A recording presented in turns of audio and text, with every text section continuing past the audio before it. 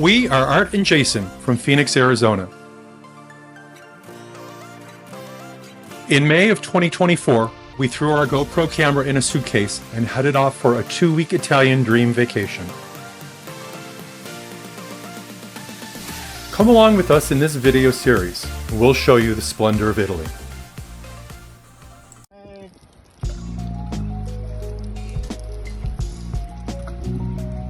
How was it? Look at my glasses. The highlight of our third day in Rome was the guided tour of the Roman Forum and Colosseum. After our traditional breakfast of Italian sweet pastries, we left our apartment and headed out.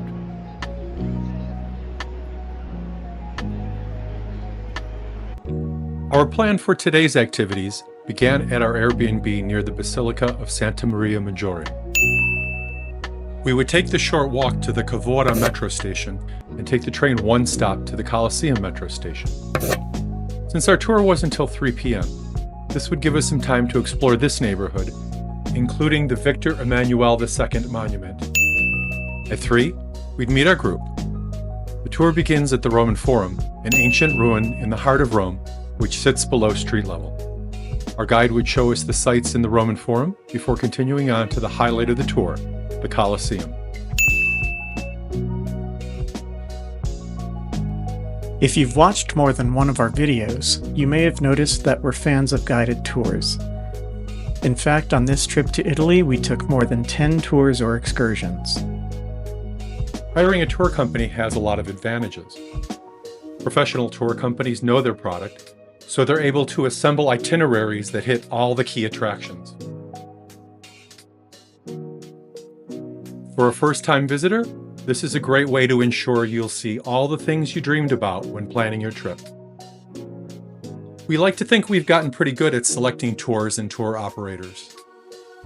If you'd like us to make a video sharing our experience with tour companies, let us know by leaving a comment below. Also, if you like this video, click the like button. If you find our content helpful, feel free to subscribe, so YouTube will show you more of our videos as they're downloaded. Your likes and subscriptions also help our videos reach a larger audience of travel lovers like you. So we just went and had some lunch and bought some stamps to mail some postcards, and we were going to take the train down to the Colosseum, and we came out of an establishment and realized it was at the end of the block. So we walked. And now I'm getting my picture took.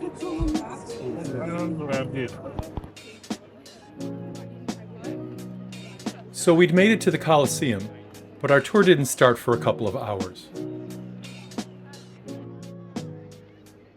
We took the opportunity to head down the block to check out Monumento Vittorio Emanuele II, the monument of Victor Emmanuel II, honoring the first king of a unified Italy.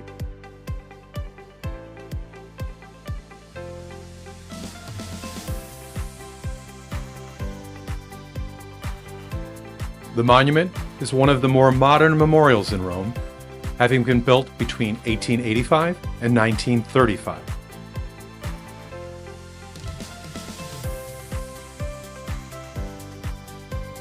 The monument is simply gigantic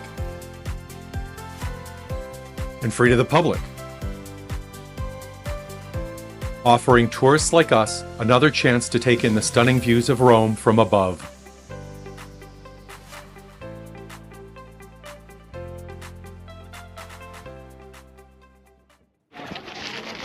Our tour officially began at the Roman Forum. We descended from street level into the site of this ruin. This is something you see a lot of in Rome. As you make your way around town, you often come across a city block with sidewalks and a guardrail surrounding a hole in the ground containing an ancient historical site. This is one of the reasons why it's so difficult to create any new construction in Rome. Every time they dig a hole, they discover more antiquity that must be studied and preserved.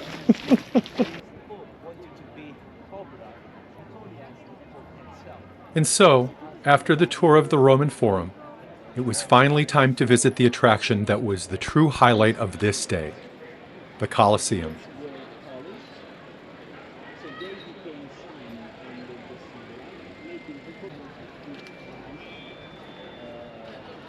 Built shortly after the start of the Common Era, the Colosseum remained an active amphitheater for over 500 years.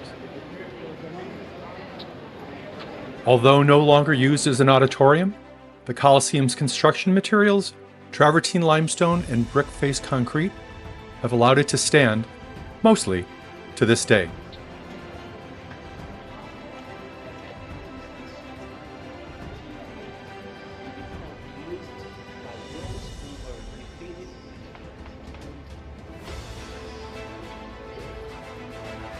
Entering the arena is truly an amazing experience.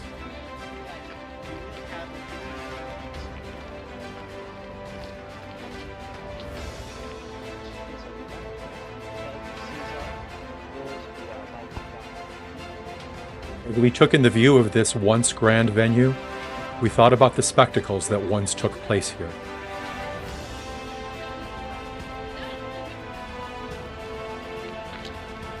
Be sure to catch our next video of our last full day in Rome, where we take a self-guided tour of the city, including the Spanish Steps, the Trevi Fountain, and the Pantheon.